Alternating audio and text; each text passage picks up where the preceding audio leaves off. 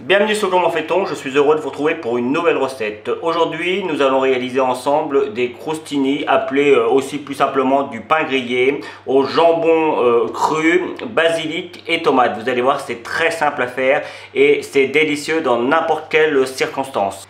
Dans un premier temps, on va s'occuper du pain. Alors moi j'ai choisi du pain aux céréales. On peut faire les tranches un petit peu plus épaisses. Moi elles étaient déjà découpées, donc je les laissais comme ça. J'ai préchauffé mon four sur la fonction grill.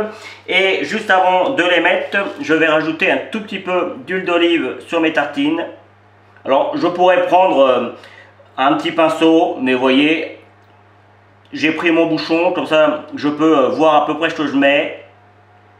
Sachant qu'on va remettre, puisque je vais faire une petite préparation avec du basilic et de l'huile d'olive encore, qu'on remettra dessus. Donc voilà, là c'est parti, vous voyez, on peut hop, badigeonner comme ça. C'est parti pour mettre au four. Le but c'est d'avoir quelque chose de grillé sur le dessus, mais qui reste encore moelleux à l'intérieur.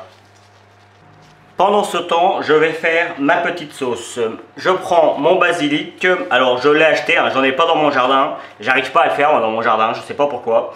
S'il y a des amateurs de jardin qui m'écoutent, donnez-moi des petits conseils pour réussir le basilic. Moi, j'y arrive jamais.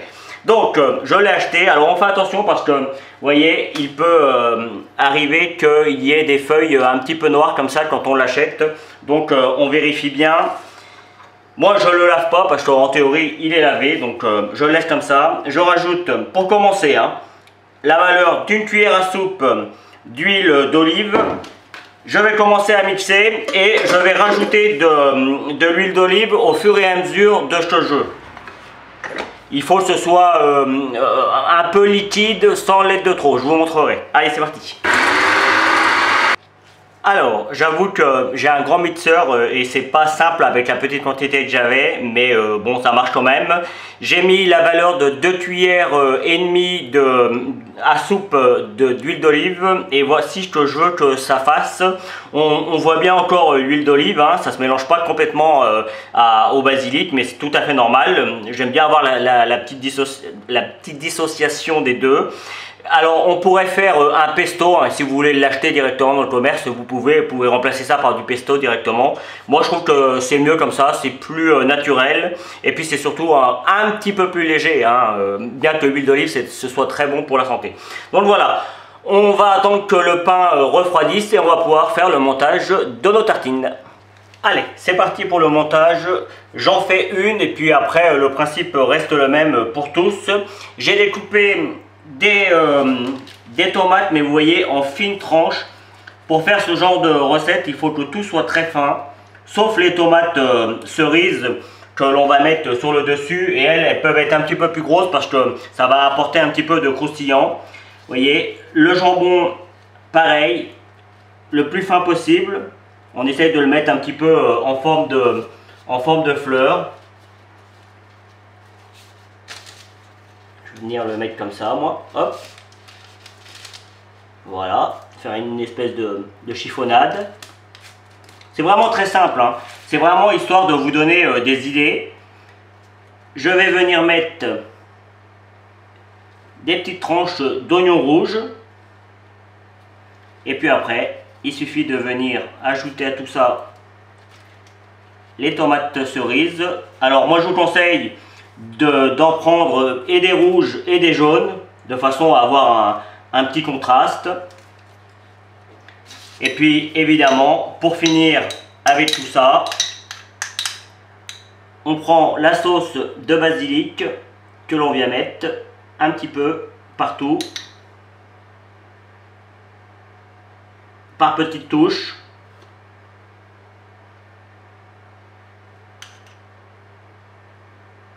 On en met plus ou moins si on aime ça. Alors c'est très utile cette recette pour les apéros par exemple, mais aussi pour un petit brunch. Voilà. Alors moi je rajoute ni sel ni poivre, mais sachez que vous pouvez, c'est vraiment une question de choix. Et je vais rajouter pour finir un petit peu de basilic en feuilles sur le dessus. Et voilà, c'est rapide, c'est simple et surtout c'est très bon. Je peux faire plein de recettes comme ça avec différents produits. Si vous aimez ça, n'hésitez pas à me dire, je me ferai un plaisir de vous en faire d'autres avec des inclinaisons différentes. Réaliser ensemble des mini palmiers au jambon, moutarde à l'ancienne et fromage de comté. Vous allez voir, c'est très simple à faire et c'est délicieux. Dans un premier temps, vous devez faire votre pâte feuilletée.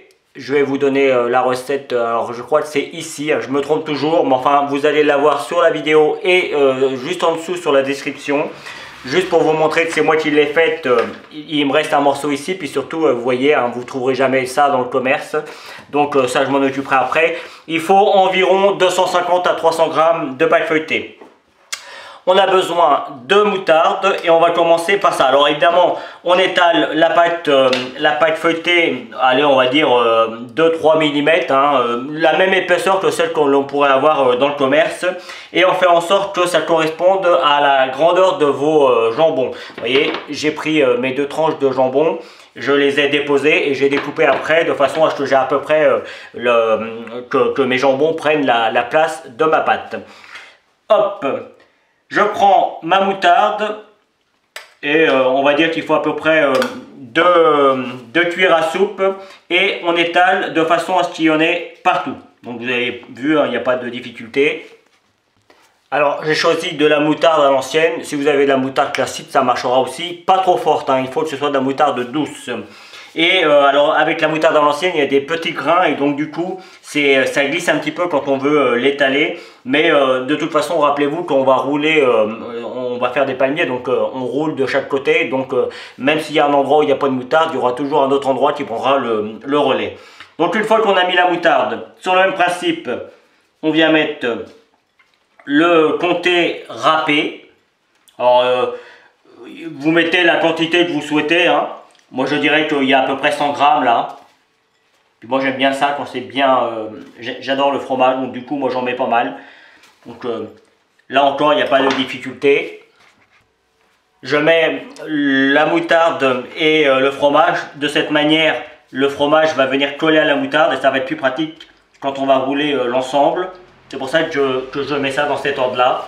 Et maintenant je vais venir mettre mes tranches de jambon et comme je vous l'ai dit tout à l'heure, j'ai fait en sorte, alors il y aura des petits trous, mais là encore, quand on va rouler, et puis voilà, après quand on les découpe, on fait en sorte que tout le monde a un petit peu de choses, mais ça marchera très bien comme ça. Donc après, soit vous les roulez dans un sens, soit vous les roulez dans l'autre. Moi je prends le sens le moins large, de façon à ce qu'on ait des mini palmiers qui ne soient pas très très gros. Donc le début est toujours un petit peu, c'est toujours le premier tour qui est compliqué à faire. Donc vous voyez, hop, on essaye de venir tout faire d'un coup. On tire un petit peu dessus. Voilà. Voilà, premier tour. On fait pareil de l'autre côté. Rassurez-vous, c'est normal, le fait de faire le premier tour, c'est toujours un petit peu difficile. Mais une fois que c'est fait, après ça se fait tout seul. Et puis le jambon est un petit peu épais, donc il ne me facilite pas la tâche. Une fois que l'on a bien fait les deux, qu'on a bien roulé les deux bords, on les fait se rejoindre, vous voyez. Il faut qu'ils soient à peu près identiques d'un côté comme de l'autre. Après, c'est pas très grave en soi, mais... Et puis, alors, le premier, il n'est jamais très beau, mais c'est normal. Hop, le premier, je vais le mettre de côté. Voilà. Et puis après, on va venir découper des petites tranches sur à peu près 1 cm, un demi-centimètre. Et on va venir les déposer de façon à faire un joli palmier. Et on laisse un petit peu d'espace entre chaque. Vous voyez, après on pourrait les laisser comme ça. Moi j'aime bien leur donner une petite forme. Voilà, c'est super joli. On voit bien le jambon, on voit bien la moutarde. Et puis quand ça va fondre, pas besoin de dorer parce que le fromage va prendre le relais. Donc vous avez compris le principe. Une fois qu'on a commencé, on fait comme ça avec tous les morceaux. Vous pouvez préchauffer votre four à 180 degrés et il faut compter une cuisson d'environ, allez, je dirais entre 25 et 30 minutes, suivant si vous les aimez bien cuits ou pas trop cuits. À vous de jouer. Et voici le résultat final. Alors juste pour info, la cuisson a été pour ma part de 35 minutes. Moi c'est comme ça que je les aime. Si vous voulez avoir quelque chose d'un petit peu plus coloré, il suffit de les dorer. Vous mettez un petit peu de jaune d'œuf par-dessus, enfin sur la partie supérieure de la recette. Et vous allez voir, vous aurez quelque chose d'un petit peu plus coloré. Mais franchement, comme ça, c'est parfait. On voit bien le jambon, on voit bien le fromage, on voit bien les petits grains de moutarde. Et je peux vous garantir que c'est vraiment très très bon. Voilà, réaliser ensemble des chips au saumon fumé. Vous allez voir, c'est très simple à faire et c'est délicieux. Allez, c'est parti. Dans un premier temps, vous devez faire vos chips. Alors, évidemment, si vous n'avez pas le temps, vous pouvez acheter des chips du commerce, ça marchera très bien. Mais c'est quand même meilleur de faire ces chips soi-même, d'autant que c'est pas très compliqué. Vous avez besoin d'une mandoline. La mandoline, c'est ça, hein, c'est pour avoir des tranches assez fines, pardon. Et puis voyez, je vais en faire quelques-unes comme ça devant vous pour vous montrer l'épaisseur des tranches. Vous voyez, il faut que, là, celle-ci elle est bien. On voit à travers, voyez, on voit ma paume de la main à travers et là c'est la bonne épaisseur. Celles-ci elles sont un petit peu grosses, mais ça marchera aussi, surtout si vous les faites au four. Moi c'est comme ça que je les fais au four. J'en ai fait aussi un petit peu à l'huile, mais je les préfère au four parce que je les cuis à 150 minutes pendant environ 30 minutes et on a quelque chose de très croustillant et personnellement je préfère. Mais si vous avez une friteuse, faites-les à la friteuse, ça marchera aussi très bien. Je vous donnerai ma recette pour faire des frites. Alors toutes les pommes de terre ne vont pas pour faire les frites. Préférez des charlottes, ça marche très bien pour faire ce genre de recette. Hop, moi ça, j'ai récupéré ça pour faire ma soupe après. Donc après, pour faire le montage, eh bien, il n'y a vraiment rien de compliqué. Alors c'est vraiment une recette spéciale apéro, hein. Évidemment, on peut déglucer ça en entrée, mais là sur le coup, je mettrai d'ailleurs sur le titre spécial apéro, parce que c'est vraiment fait pour ça. Donc, le but avec les pommes de terre aussi, ce que je n'ai pas dit, c'est d'avoir des tranches pas trop larges ni trop grandes, de façon à ce que l'on peut prendre la bouchée et la mettre directement entièrement dans la bouche. Et donc après, on va venir s'adapter, vous voyez, je vais venir rajouter de la mozzarella. Alors, évidemment, on pourrait prendre autre chose que de la mozzarella, mais moi, c'est un fromage que j'aime bien, puis ça va relativement bien avec le saumon fumé. Alors, je vous en fais deux hein, pour vous montrer. Hop, je vais chercher mon poivre. Alors, je vais couper. Voilà, pardon, j'avais perdu mon poivre. Alors moi j'en mets un petit peu et je vais mettre que du poivre parce que le saumon c'est déjà salé. Donc vous voyez, j'en mets juste un petit peu histoire de relever le goût, mais c'est facultatif, hein. C'est si vous le souhaitez. Hop, après je prends mes tranches de saumon. Alors il n'y a pas besoin d'avoir beaucoup de saumon, donc si vous pouvez prendre du saumon bio, c'est mieux, hein. Après, je sais que c'est plus cher que le saumon classique, mais c'est quand même meilleur. Voilà, c'est ce que je pense, hein. Hop, on vient poser ça dessus. Là encore, on s'adapte en fonction de notre chips. Voilà. Et puis après, on peut venir décorer avec ce que l'on veut. Vous voyez, moi j'ai des fleurs de bourrache, là c'est l'époque. Donc c'est comestible, hein, les fleurs de bourrache. Donc je peux mettre soit une fleur de bourrache, soit j'ai du persil plat. Je viens prendre une petite feuille de persil plat comme ça. Je viens soit déposer dessus, soit je le fais tenir comme j'ai fait pour la fleur. Ou alors on prend de la ciboulette, ce que je vais faire après. Et puis on met dessus sur le même principe. Mais on pourrait également mettre un petit bout de ciboulette avec la fleur de bourrache. Histoire de faire ressortir les couleurs, regardez, c'est très joli. Voilà, et puis pareil, avec le persil, je vais mettre un petit peu de ciboulette aussi. Ça va faire ressortir. En fait le but c'est que ce soit beau, ce soit simple et puis que les gens ont envie de le prendre, quoi. Et je peux vous garantir que là, vous voyez, hein, c'est simple, hein, ça m'a pris, alors évidemment, il en faut quand même pas mal, mais disons qu'en un quart d'heure, on en fait une bonne vingtaine, hein, sans aucun problème. Quand tout est prêt, ça va très vite.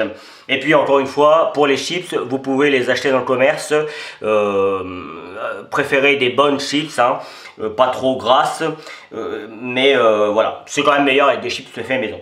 Je termine tout ça et je vous retrouve pour la fin de la vidéo. Voilà, si je devais présenter mon assiette à des invités, c'est probablement comme ça que je la mettrais sur la table. Alors, petite idée aussi, vous pourriez, pourquoi pas, mettre sur la table les chips, le saumon, le fromage. Alors, moi j'ai pris de la mozzarella, mais on pourrait pourquoi pas faire une petite préparation avec du mascarpone et des fines herbes. Ça marchera aussi très bien. Et puis après, différentes fines herbes justement. Et puis après, chaque personne prend selon fait son petit montage selon ses goûts. Ça peut être aussi sympa dans un apéro dînatoire par exemple, ça peut être sympa. Nous allons réaliser ensemble des cookies salés au roquefort et au jambon de Parme. Vous allez voir, c'est très simple à faire et c'est délicieux. Dans un premier temps, vous pouvez préchauffer votre four à 180 degrés, il faut que celui-ci soit bien chaud. Puis vous prenez votre beurre et vous le faites, alors moi je l'ai fait fondre, mais il pourrait être juste ramolli, ça marcherait aussi. Mais voilà, là, il a la bonne consistance là. Je l'ai passé au micro-ondes et ça marche super bien. Je vais rajouter le parmesan, 60 grammes, hop, et je mélange tout ça. Pour info, j'avais 220 grammes de beurre. Hop, alors là, on en a pour en faire... on va avoir pas mal de cookies avec cette préparation. Je rajoute 2 œufs entiers. J'en mets un dans un premier temps, je mélange, je mets le deuxième, je mélange. Vous avez vu, hein, pour l'instant, il n'y a vraiment pas de difficulté. Hein. C'est vraiment très simple à faire. Hop. Avant de rajouter la farine, je vais rajouter ma petite branche, mon petit thym que je vais effeuiller. Je pourrais presque prendre un ciseau si je trouvais mon ciseau. Voilà. Je prends le ciseau et vous voyez, je viens découper si j'y arrive.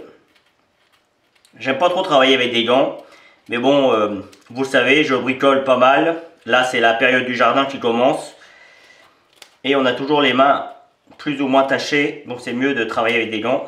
Mais c'est pas facile. Et vous voyez, je finis en grattant le thym. Évidemment, si vous avez du thym séché, ça marchera aussi. Hein. Mais le thym frais, c'est quand même meilleur. Ça, c'est du thym de mon jardin. Hop, là, il y a la branche entière, ça va pas faire. Voilà. Hop.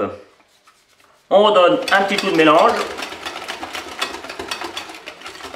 Je vais rajouter 5 centilitres d'huile de colza. En fait, je mets tous les... Mis à part le parmesan, sinon je mets tous les liquides en premier. Ah. Comme là, on a quelque chose de plutôt souple, je vais saler et poivrer tout de suite. Alors, le sel et le poivre, c'est à convenance.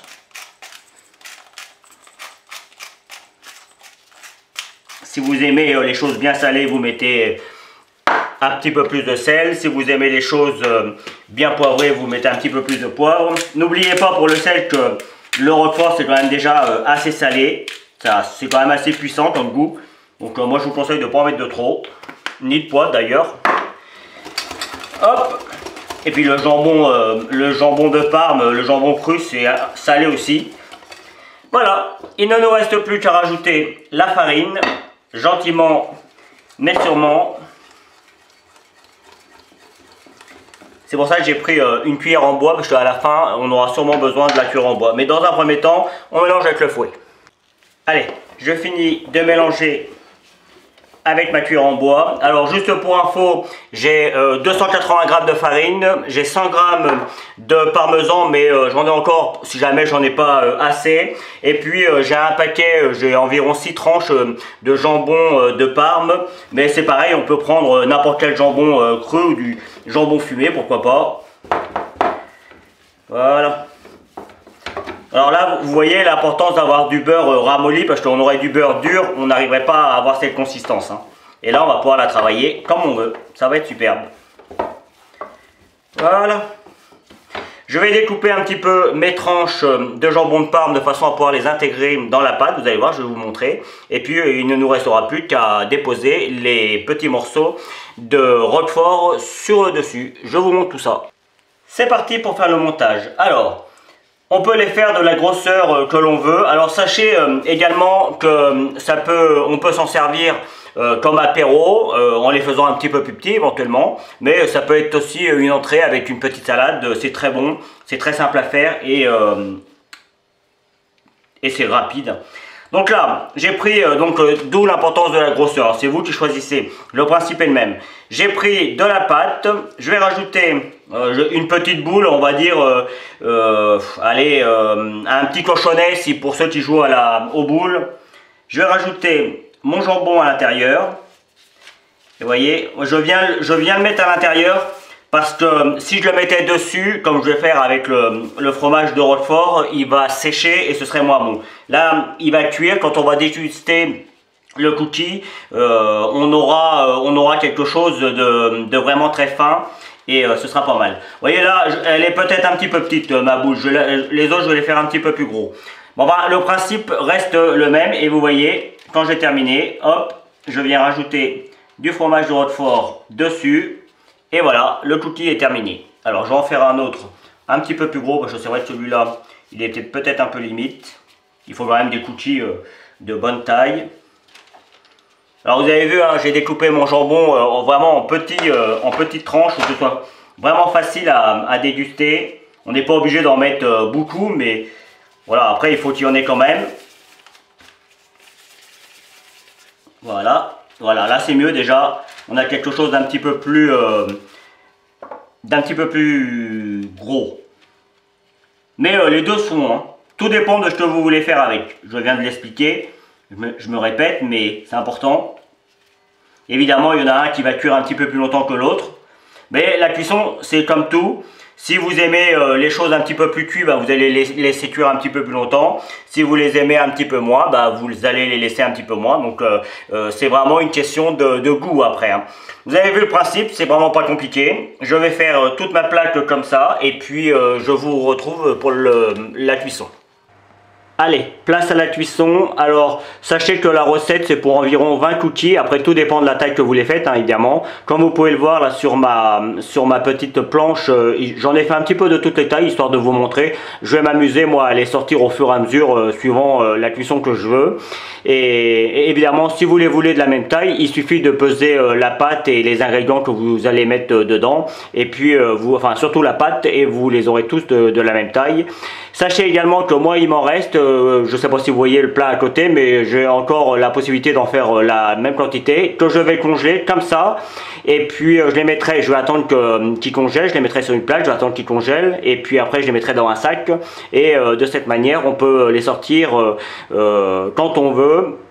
On les cuit même congelés, alors ça mettra peut-être, là il faut environ 15 minutes à 180 degrés. Quand on les sort congelés, qu'on les met directement au four, ça demande un petit peu plus de temps. Mais c'est très pratique parce que du coup on peut en avoir quand on en a envie. Et quand on rentre le soir, qu'on n'a pas forcément envie de cuisiner, paf, c'est prêt. Et comme vous pouvez le voir, c'est pas tellement plus long de faire une grande quantité que de faire deux fois une petite quantité. Donc voilà, c'est parti pour la cuisson et on se retrouve pour la fin de la vidéo.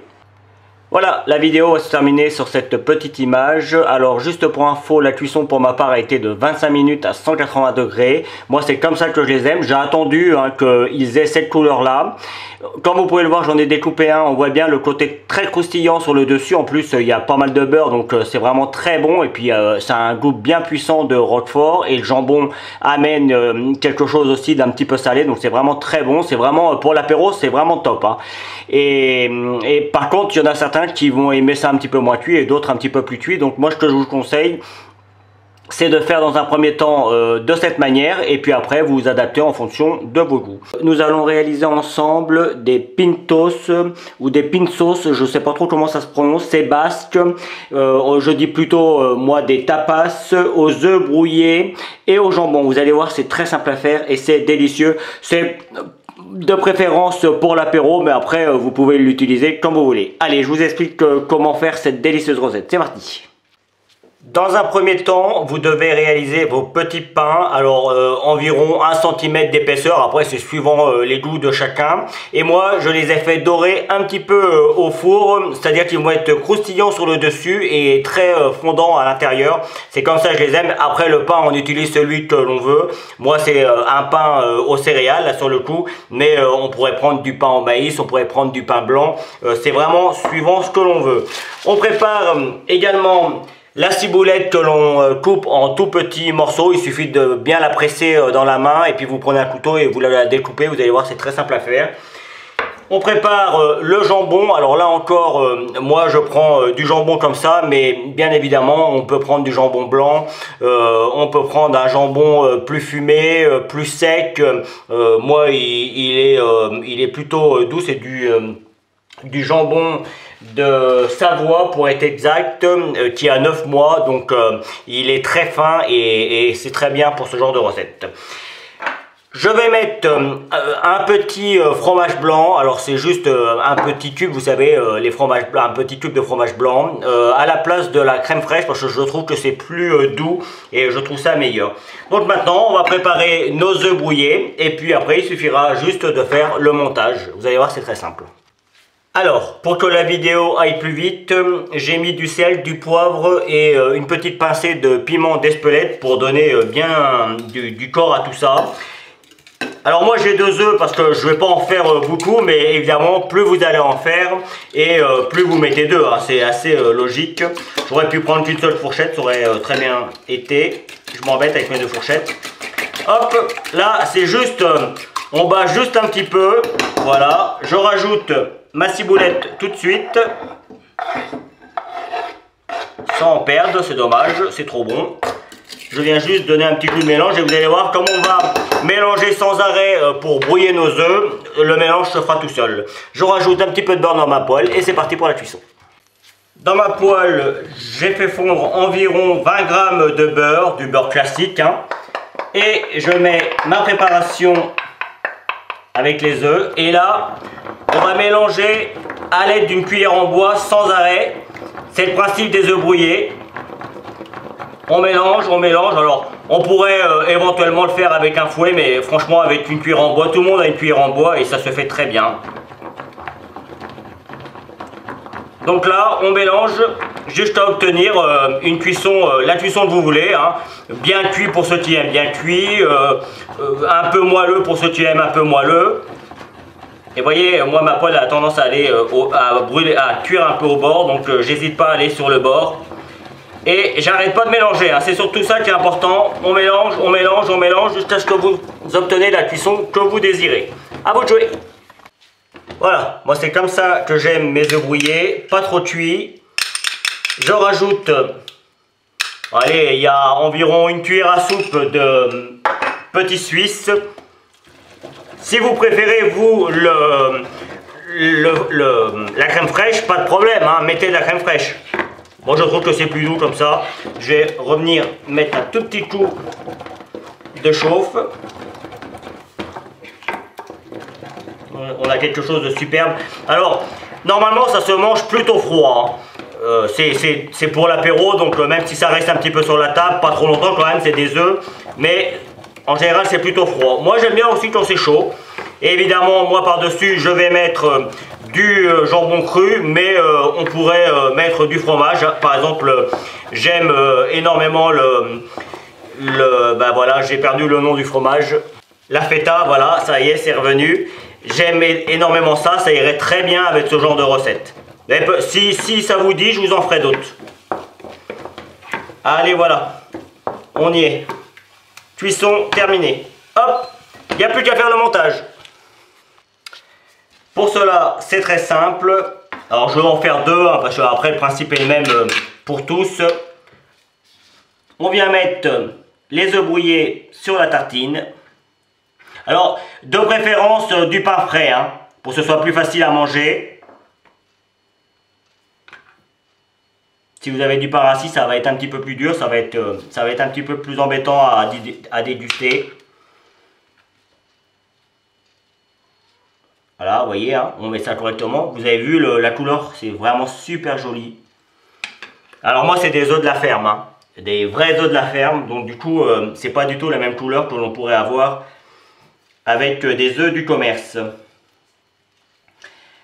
Alors, comme vous pouvez le voir, moi j'ai du jambon vraiment très fin. Donc du coup, j'en mets plutôt 2 tranches. Après, là encore, c'est une question de choix. Mais je veux que ce soit joli, moi. Hop. Et je viens mettre, ah bah, je l'avais préparé, une petite baguette pour tenir tout ça. Et après, une fois que j'ai mis ma baguette, je remets mon jambon correctement pour que, comme je viens de le dire, ce soit joli. Et voilà, j'en fais pareil avec le deuxième. On pourrait mettre qu'une seule tranche, hein. Moi, j'ai envie que ce soit gourmand, donc j'en mets 2. En plus, c'est vraiment des tranches très fines. Mais là encore, c'est important d'avoir des tranches très fines parce qu'il faut que ce soit vraiment très simple à manger. Rappelez-vous que c'est pour un apéro dînatoire ou pour commencer, enfin on mange ça avec les mains, avec les doigts. Donc, il faut vraiment que ce soit simple à déguster. Là, hop, je vais le mettre comme ça. Alors évidemment, moi je prends des grands bâtons, mais on peut prendre des bâtons, des petits bâtons un petit peu plus petits, hein. J'ai que ça sur le coup, donc on fera avec. Voilà, et ben je vais faire le reste et puis on se retrouve pour la fin de la vidéo. Voilà, la vidéo va se terminer sur cette petite image de présentation. J'espère que vous avez pris du plaisir à regarder cette recette. J'en ai pris moi beaucoup de plaisir à la réaliser.